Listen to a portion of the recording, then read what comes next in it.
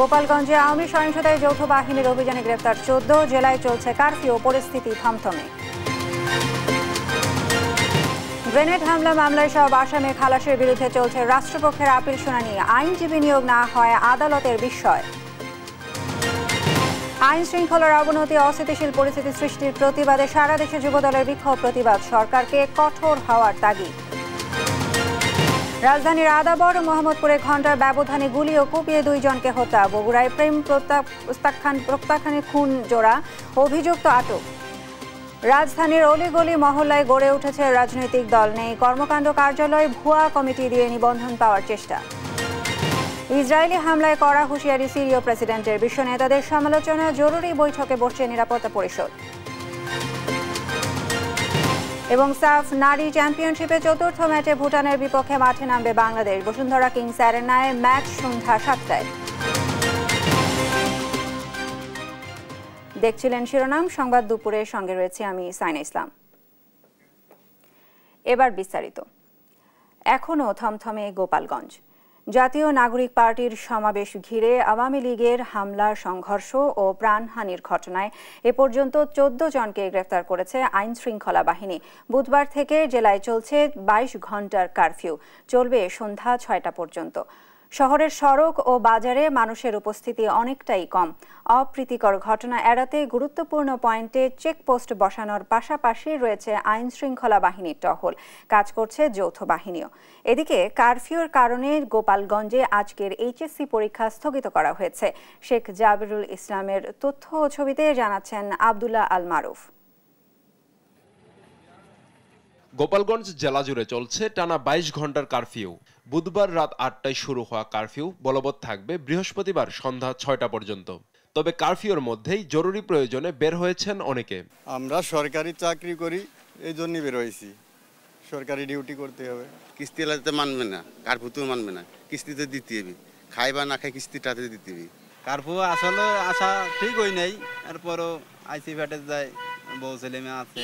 বাসা বাড়িতে কাজ করি আমরা, গরিব মানুষ, খাবো কি ভাই, এই জন্য কাজে বার হয়েছি। শহরের বিভিন্ন রাস্তায় এখনো পড়ে আছে ইটপাটকেল, বাস সহ যান চলাচলে নানা প্রতিবন্ধক সামগ্রী।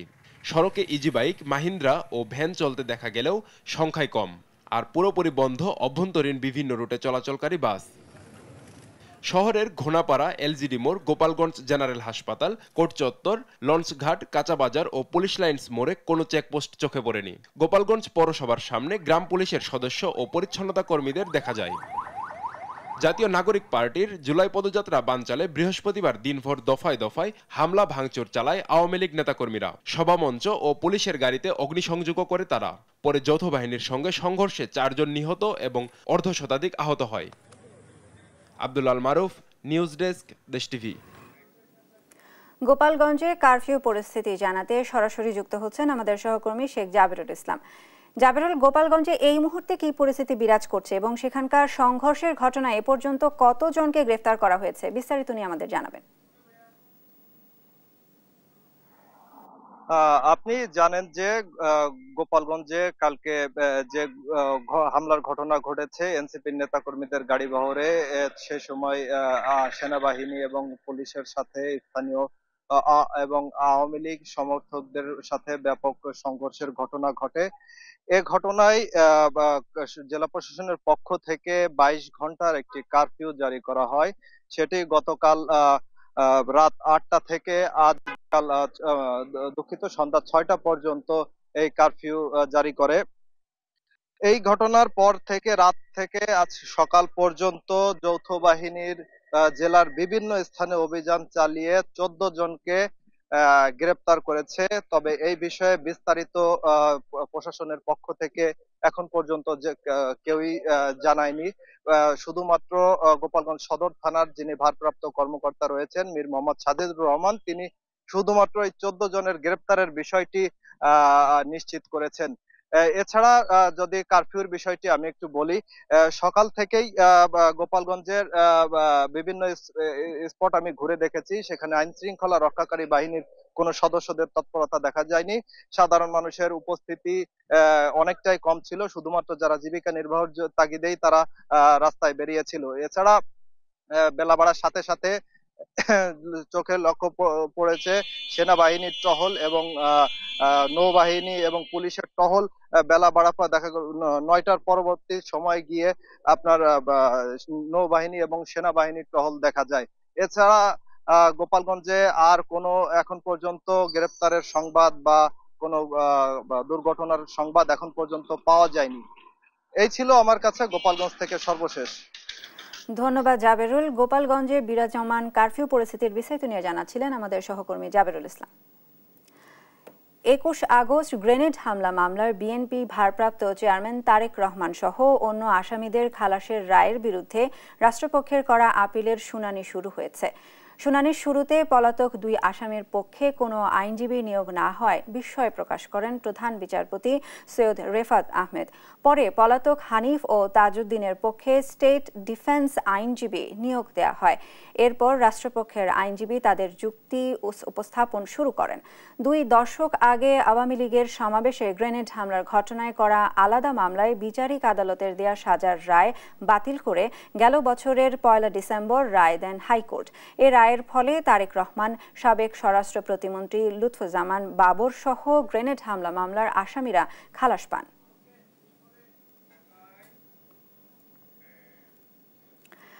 21 আগস্ট গ্রেনেড হামলা মামলায় তারেক রহমান সহ সব আসামির খালাসের বিরুদ্ধে রাষ্ট্রপক্ষের আপিল শুনানি চলছে। এ নিয়ে আরও জানাতে হাইকোর্ট থেকে যুক্ত হচ্ছেন আমাদের সহকর্মী সাবরিনা মজুমদার। সাবরিনা, আপিল শুনানির বিষয়ে সবশেষ কি তথ্য আছে আপনার কাছে? সেখানকার বিস্তারিত নিয়ে আমাদের জানান।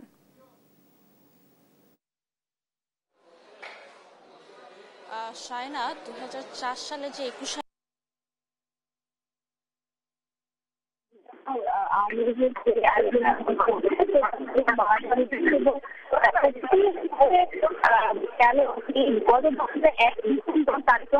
সব আসামিদেরকে কিন্তু আসলে এই মামলাটি খারাপ দেওয়া পরবর্তীতে সাক্ষ্য প্রবল এই মামলা সাক্ষ্যের সঠিক এবং যে এভিডেন্স গুলো ছিল সেগুলো হচ্ছে এই মামলার সাথে হচ্ছে ঠিক ছিল না, ভুল ছিল দেখে এই মামলায় কিন্তু গত বছরের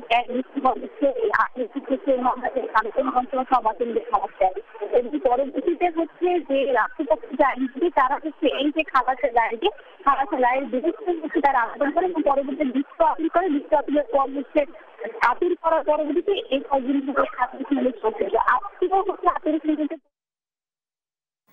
হাইকোর্ট প্রাঙ্গণ থেকে বিস্তারিত নিয়ে যুক্ত ছিলেন আমাদের সহকর্মী সাবরিনা মজুমদার। দেশব্যাপী আইন শৃঙ্খলার অবনতি ও অস্থিতিশীল পরিস্থিতি সৃষ্টির চেষ্টার প্রতিবাদে বিভিন্ন জেলায় চলছে যুব দলের প্রতিবাদ মিছিল ও সমাবেশ। বৃহস্পতিবার সকাল 11:30টায় নোয়াখালীতে জেলা প্রশাসনের সামনে থেকে প্রতিবাদ মিছিল শুরু করে যুবদল। শহরের বিভিন্ন সড়ক প্রদক্ষিণ করে জেলার জামে মসজিদ মোড়ে গিয়ে শেষ হয়। সেখানেই হয় সংক্ষিপ্ত সমাবেশ। এদিকে সকাল 11:30টার দিকে নাটোরের আলাইপুর এলাকার বিক্ষোভ মিছিল হয়। বিভিন্ন এলাকা থেকে খণ্ড খণ্ড মিছিল এসে সমাবেশে মিলিত হয়। সমাবেশে বক্তারা বলেন, মিটফোর্ড হত্যাকে কেন্দ্র করে বিএনপির বিরুদ্ধে অপপ্রচার চালানো হচ্ছে। এ সময় প্রধান অতিথি হিসেবে উপস্থিত ছিলেন কেন্দ্রীয় বিএনপির নেতা রুহুল কুদ্দুস তালুকদার দুলু। তারেক রহমানের বিরুদ্ধে কটূক্তির প্রতিবাদে দেশের আইনশৃঙ্খলা পরিস্থিতি অবনতি যেন অনতিবিলম্বে আইনশৃঙ্খলা পরিস্থিতি যেন ভালো হয় সরকার কাছে দাবি। অন্তর্বর্তীকালীন সরকার না পারছে মানুষের যানবাহন নিরাপত্তা দিতে, না পারছে মানুষের এই যে ক্রয় ক্ষমতা সেটাকে মানুষকে নিয়ন্ত্রণে কিংবা নাগালে কিংবা সহনীয় পর্যায়ে আনি দিতে পারছে। যতক্ষণ পর্যন্ত নির্বাচিত সরকার দেশের ক্ষমতা না আসবে ততক্ষণ পর্যন্ত এই অস্থিরতা দূর হবে না। আমরা চাই নির্বাচন এবং ঐক্য। রাজধানীর আদাবর ও মোহাম্মদপুরে ঘণ্টাখানেকের ব্যবধানে গুলি করে ও কুপিয়ে 2 জনকে হত্যার ঘটনা ঘটেছে। বুধবার সন্ধ্যায় আদাবরের নবোদয় হাউজিং এলাকায় ও মোহাম্মদপুরের চাঁদ উদ্যানের 6 নম্বর রোডে আলাদা এ হত্যার ঘটনা ঘটে। এ সময় এক হত্যাকারীকে গণধোলাই দেয় উপস্থিত জনতা। আরও জানাচ্ছেন তারেক মাহমুদ সুজন। হত্যার শিকার স্বামীর শোকে মধ্যরাতে রাজধানীর সোহরাওয়ার্দী হাসপাতালে স্ত্রীর এই আহাজারি, চান স্বামী হত্যার বিচার। আমার স্বামীরা গুলি করে হত্যা করা হয়েছে, আমার স্বামীর বিচার চাই, আমি আমার স্বামীরে বিরাট চাই, আমি কিছু চাই না। প্রত্যক্ষদর্শীরা জানায় বুধবার রাত ৮টায় আদাবরের নবোদয় হাউজিং এলাকায় মোহাম্মদ ইব্রাহিম ও ডিম ব্যবসায়ী সজীবের মধ্যে একটি সালিশ চলছিল। এ সময় তাদের মধ্যে কথা কাটাকাটির এক পর্যায়ে ইব্রাহিমকে গুলি করে সজীব। ঘটনাস্থলেই মারা যান প্রাইভেট কার চালক ইব্রাহিম। গুলি করে পালিয়ে যাওয়ার সময় স্থানীয় লোকজন অভিযুক্ত সজীব ও তার ভাইকে আটক করে গণধোলাই দেন। পরে তাদের আটক করে চিকিৎসার জন্য সোহরাওয়ার্দী মেডিকেল হাসপাতালে পাঠায় পুলিশ। নিহতের স্বজনরা জানান তুচ্ছ ঘটনায় হত্যার শিকার হয়েছেন ইব্রাহিম। আমি সজীব ভাই আর রুবেল ভাই দোকানে কাজ করতাম। হ্যাঁ, তারা বিভিন্ন জায়গাতে ডিম আনতো, আমি ডিম সাপ্লাই দিতাম। হ্যাঁ, তো এর মধ্যে কিছু ডিম হারেও যায়, কিছু মানে ভেঙেও যায়। তারপর আমার চাচার আমি সব কিছু কই, পরে চাচা কাউকে আচ্ছা ঠিক আছে আমি ডালো আমি বুমু, তুই সুস্থ হয়ে নে। তারপর আমি পরে যে আজকে এই সব নিয়ে বইলো তর্ক বিতর্কের মাধ্যমে হাতাহাতি হয়েছে। এর ভিতরে ওরা আমার বাইরে গুলি করেছে, ঠিক আছে, গুলি করে মেরে আসছে। আমি এটার সুষ্ঠু বিচার চাই এবং তাদের ফাঁসি চাই। অফিস থেকে মারামারি ধাক্কাধাক্কি করে বেরোচ্ছে, তা আমি দূর থেকে দেখলাম। দেখার পর যে ইব্রাহিম ভাই যাকে মেরে ফেলা হচ্ছে, ঠাস করে একটা আওয়াজ হলো, মানে গুলির মতো শব্দ হলো। তা উনি দেখলাম যে উনি যেখান থেকে গুলিটা করলো তার 2 কিলো দূর, মানে 2 পা হেঁটে বলে আমাকে গুলি করছে, এই বলে উনি পড়ে গেল। বুধবার সন্ধ্যা 7টার দিকে মোহাম্মদপুরের চাঁদ উদ্যানের 6 নম্বর রোডে আল আমিন নামের আরেক যুবককে কুপিয়ে জখম করে দুর্বৃত্তরা। গুরুতর আহত অবস্থায় তাকে সোহরাওয়ার্দী মেডিকেল হাসপাতালে নিলে চিকিৎসক তাকে মৃত ঘোষণা করেন। ওর সাথে এরকম সূত্র আমি নাই, আমি জানা মতো এরকম না, ও মারামারি করার পোলাপান। হ্যাঁ, একই সাথে। এসব হত্যার বিষয়ে কথা বলতে রাজি হয়নি আদাবর ও মোহাম্মদপুর থানা পুলিশ। তারেক মাহমুদ সুজন, দেশ টিভি, ঢাকা। বগুড়ায় জোড়া খুনের ঘটনায় অভিযুক্ত সৈকতকে গ্রেফতার করেছে পুলিশ। বিয়ের প্রস্তাব প্রত্যাখ্যান করায় প্রেমিকা স্কুল ছাত্রীকে ছুরিকাঘাত করে কলেজ পড়ুয়া এ যুবক। এতে বাধা দিলে প্রেমিকার দাদি ও ভাবিকে ছুরিকাঘাতে হত্যা করে সে। বুধবার রাত 8:30টার দিকে বগুড়ার ইসলামপুর হরিগাড়ি এলাকায় মর্মান্তিক এ ঘটনা ঘটে। আহত স্কুল ছাত্রী বর্তমানে শহীদ জিয়াউর রহমান মেডিকেল কলেজ হাসপাতালে আহত অবস্থায় মৃত্যুর সঙ্গে লড়াই করছেন। সহকর্মী সঞ্জু রায়ের পাঠানো তথ্য ও ছবিতে জানাচ্ছেন অঙ্কন চৌধুরী। বগুড়ায় সপ্তাহের ব্যবধানে আবারও জোড়া খুনের ঘটনা ঘটেছে। এবার বিয়ের প্রস্তাব প্রত্যাখ্যান করায় ক্ষোভে অভিমানে সাবেক প্রেমিকের ছুরিকাঘাতে গুরুতর আহত হয়েছেন এক স্কুল ছাত্রী। এতে বাধা দেয় প্রেমিকের দাদি লাইলি বেগম ও ভাবি হাবিবা ইয়াসমিনকে ছুরিকাঘাতে হত্যা করে পালিয়ে যায় কলেজ পড়ুয়া যুবক সৈকত। পরিবার ও এলাকাবাসীর দাবি, দীর্ঘদিন ধরে এই স্কুল ছাত্রীকে প্রেম ও বিয়ের প্রস্তাব দিয়ে আসছিল সৈকত, যা আপোষ মীমাংসার মাধ্যমে নাকচ করে পরিবার। বুধবার রাতে বাড়িতে কোনো পুরুষ না থাকার সুযোগে সৈকত ফের প্রস্তাব নিয়ে আসে। এতে কথা কাটাকাটির এক পর্যায়ে স্কুল ছাত্রীকে ছুরিকাঘাত করে সে। এতে বাধা দেয় দাদি লাইলি বেগম ও ভাবি হাবিবা ইয়াসমিনকে ছুরিকাঘাত করে পালিয়ে যায় সৈকত। আব্বু একটু বাড়িতে আসেন তো, এই বললেই মনে করেন যে আর কল নাই, শীঘ্র এটা হচ্ছে লাভ স্টোরি। এটা আপনার কয়েকদিন আগে বাবা মিলে সবাই মীমাংসা হয়ে গেছে, তারপরেও আসলে এই মার্ডারটা করলো। আহত 3 জনকে শহীদ জিয়াউর রহমান মেডিকেল কলেজ হাসপাতালে নেওয়া হলে চিকিৎসক লাইলি ও হাবিবাকে মৃত ঘোষণা করে। ভুক্তভোগী ছাত্রীর অবস্থাও আশঙ্কাজনক। এই ঘটনায় এলাকায় শোক ও ক্ষোভের সৃষ্টি হয়েছে। আমি চাই যে সুষ্ঠু বিচার করে তাকে ফাঁসির আওতায় নিতে চাই। যে দুটো মার্ডার, আইন শৃঙ্খলার অবনতি থেকে এই ঘটনাগুলো হচ্ছে। পুলিশ বলছে প্রেম প্রত্যাখ্যান করায় এই ঘটনা ঘটেছে। বন্যা তিনি আপাতত চিকিৎসারত আছেন। আমরা ইতিমধ্যেই আমাদের ডিবি টিম এবং থানার অফিসার ফোর্স সবাই সিনিয়র অফিসাররা মাঠে আছেন, আসামিকে আমরা শনাক্ত করতে পারছি। দ্রুত হত্যাকারীকে আইনের আওতায় এনে দৃষ্টান্তমূলক শাস্তির দাবি ভুক্তভোগী পরিবার ও এলাকাবাসীর। অঙ্কন চৌধুরী, নিউজ ডেস্ক, দেশ টিভি। দর্শক, এই মুহূর্তে কথা বলছেন বিএনপি নেতা রুহুল কবির রিজভী। আমরা সরাসরি চলে যাচ্ছি সেখানে। পুলিশের হাত থেকে গ্রেফতার এড়িয়ে কোনো এক বাসা থেকে সেটার প্রতি সমর্থন জানালাম জনাব তারেক রহমানের নির্দেশে। এর আগেও তাদের যত কর্মসূচি, সেই কর্মসূচিতে আমরা সমর্থন জানালাম এবং আমাদের দলের নেতা কর্মীদেরকে বললাম, আমাদের দলের নেতা কর্মীদের বললাম যে যারা এই আন্দোলনে থাকবে তারা হচ্ছে আমাদের এই সংগ্রামের এক একজন বীর হিসাবে তারা পরিগণিত হবে। তাহলে ছাত্র দলের 142 জন ছাত্র দলের নেতা মারা গেল, কৃষক মারা গেছে 23 জন, তারা বিএনপির লোক, আরো শ্রমিক মারা গেছে, আমাদের কৃষক দলের নেতারা মারা গেছে, যুব দলের না 11 জন কৃষক দলের নেতা মারা গেছে। এরা কি হাওয়া থেকে মারা গেল, দুনিয়া থেকে চলে গেল, এমনি এমনি দুনিয়া থেকে চলে গেল অপর দুনিয়ায়? এই আন্দোলনের শহীদ, এই আন্দোলনের বিজয়ের পর শেখ হাসিনা যখন বিদায় নিলে 3 দিন পর সরকার গঠন করা।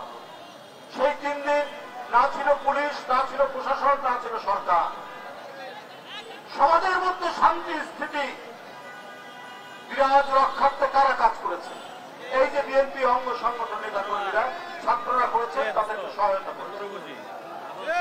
বন্ধুরা আমার, এই জন্যই যে আমরা আন্দোলনের মধ্যে দিয়ে একটা ঐক্যবদ্ধ শক্তি আমরা তৈরি হয়েছিলাম।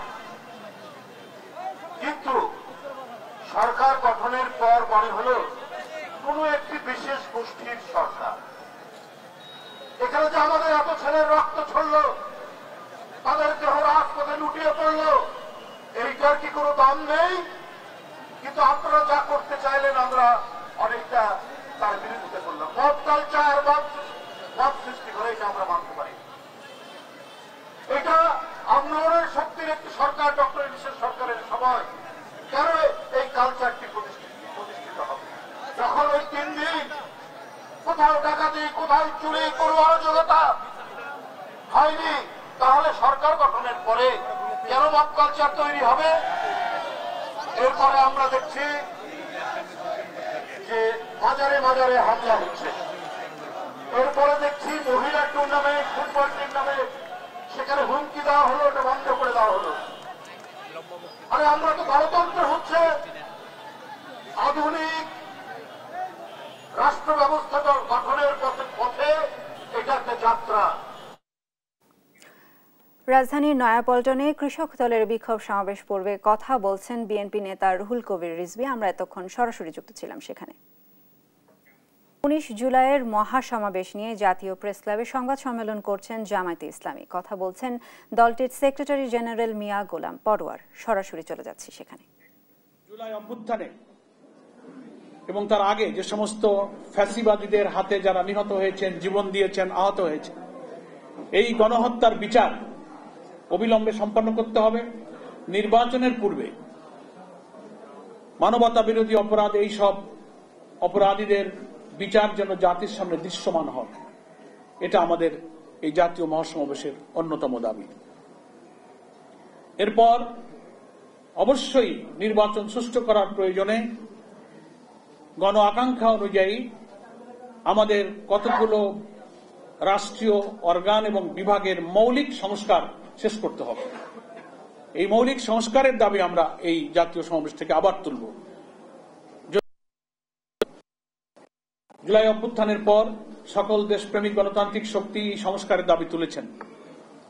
যে রাষ্ট্রীয় কাঠামোর মধ্য দিয়ে এই ফ্যাসিবাদের জন্ম হয়েছে এবং তারা কর্তৃত্ববাদী শাসনে আমাদের দেশের সমস্ত ক্ষমতা, রাজনৈতিক, মানবিক, সাংবিধানিক সবকিছু কেড়ে নিয়ে তারা বর্বর একটা যুগ তারা শাসন করেছে। এই কর্তৃত্ববাদী শাসক যেন আর তৈরি না হয়, এই জন্য আমাদের রাষ্ট্রের কাঠামোকে পরিবর্তন করতে হবে।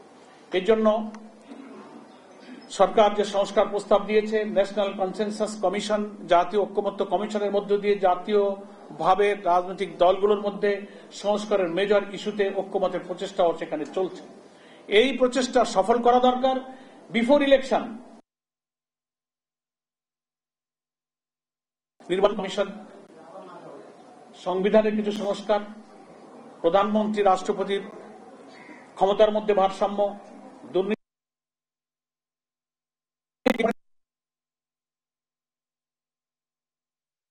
জাতীয় প্রেস ক্লাবের সংবাদ সম্মেলনে কথা বলছেন জামায়াতে ইসলামীর সেক্রেটারি জেনারেল মিয়া গোলাম পরোয়ার। আমরা এতক্ষণ সরাসরি যুক্ত ছিলাম সেখানে।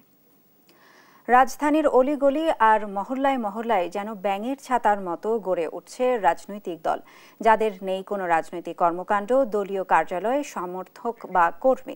নিবন্ধন পেতে অনেকেই তৈরি করছেন ভুয়া কমিটি। দেশ টিভির অনুসন্ধানে মিলেছে চাঞ্চল্যকর আরও তথ্য। এম এ আজিমের রিপোর্ট, ক্যামেরায় ছিলেন সালাউদ্দিন রাসেল। স্বামী সভাপতি, স্ত্রী সাধারণ সম্পাদক। জরাজীর্ণ এ ঘরে 2 সন্তানের সঙ্গে তারাই জন্ম দিয়েছেন দেশের নতুন এক রাজনৈতিক দল বাংলাদেশ ডেমোক্রেটিক পার্টি।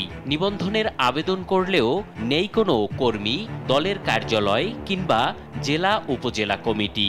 আমরা এখন নিবন্ধনের জন্য অ্যাপ্লাই করছি, পরবর্তীতে নিবন্ধন পেলে আর কি সামনের দিকে এগিয়ে যাব, সেটাই আমাদের দলের কার্যক্রম হবে। নিবন্ধন পাওয়ার পর আমার কাম অফিসটা আর কি নেব। সব এগুলো সব হবে পর্যায়ক্রমে। শুধু এ দম্পতি নয়, নতুন রাজনৈতিক দল হিসেবে নিবন্ধন আবেদন করা অধিকাংশ দলের অবস্থাই এমন। তালিকা ধরে অনুসন্ধানে নামলে বেরিয়ে আসে আসল চিত্র। বাংলাদেশ বেকার মুক্তি পরিষদ নামের নতুন রাজনৈতিক দলের নিবন্ধন চেয়েছেন আতিকুর রহমান রাজা নামের এ ব্যক্তি। আবেদনের সঙ্গে জমা দিয়েছেন জেলা ও উপজেলার একাধিক কমিটির তালিকা। তার সামনেই এসব কমিটির কথিত নেতাদের সঙ্গে মুঠোফোনে যোগাযোগ করলে বেরিয়ে আসে থলের বিড়াল। রাজনৈতিক দল সম্পর্কে জানেনই না কমিটির সভাপতি ও সাধারণ সম্পাদকরা। এখন আমি ওই সম্পর্কে কিছুই জানি না। আমি ন্যাশনাল সার্ভিসে ছিলাম, সেখান থেকে এরা বেকার মুক্তি পরিষদ করছে, আমি এই সম্পর্কে কিছুই জানি না। বেকার মুক্তি পরিষদ মনে করেন আমার এটা আছে আমাদের একটা প্রকল্প ছিল আগে ন্যাশনাল সার্ভিস, সেখান থেকে আমরা করছি মনে করেন। হাসিনা সরকারের পাইলট প্রকল্প ন্যাশনাল সার্ভিসের তালিকাকে রাজনৈতিক দলের কমিটি বানিয়ে ফেলেছেন তিনি। এই প্রকল্পটা রান হচ্ছে না, সেহেতু আমরা একটা রাজনৈতিক দল হিসেবে আবেদন করি। নিবন্ধন পেলে হয়তোবা সংসদে গিয়ে নিজেরাই আমরা এটা ব্যবস্থা করার জন্য সংসদে কথা বলে পার করার চেষ্টা করব। নিবন্ধনের আবেদন করা অনেক রাজনৈতিক দলেরই নেই কোনো কার্যালয়। ল চেম্বার, ট্রাভেল এজেন্সি বা অনলাইন নিউজ পোর্টাল অফিসকেই নিবন্ধন আবেদনে কার্যালয় হিসেবে দেখিয়েছেন অধিকাংশরা। আমাদের এই ফ্লোরে কোনো এরকম কোনো অফিস নেই। ডেমোক্রেটিক লীগ না, এই ধরনের কোনো অফিস নেই।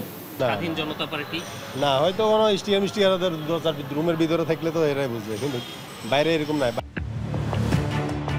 অনেকের আবার তাও নেই। অফিস দেখতে চাইলে পরিত্যক্ত একটি রুম দেখিয়ে দেন ডেমোক্রেটিক লীগ নামের রাজনৈতিক দলের আবেদনকারীরা।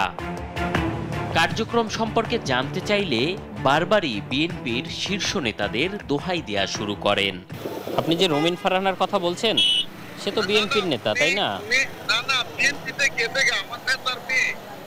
না, এখন যে বিএনপিতে গেছে তাকে উদাহরণ টেনে লাভ কি?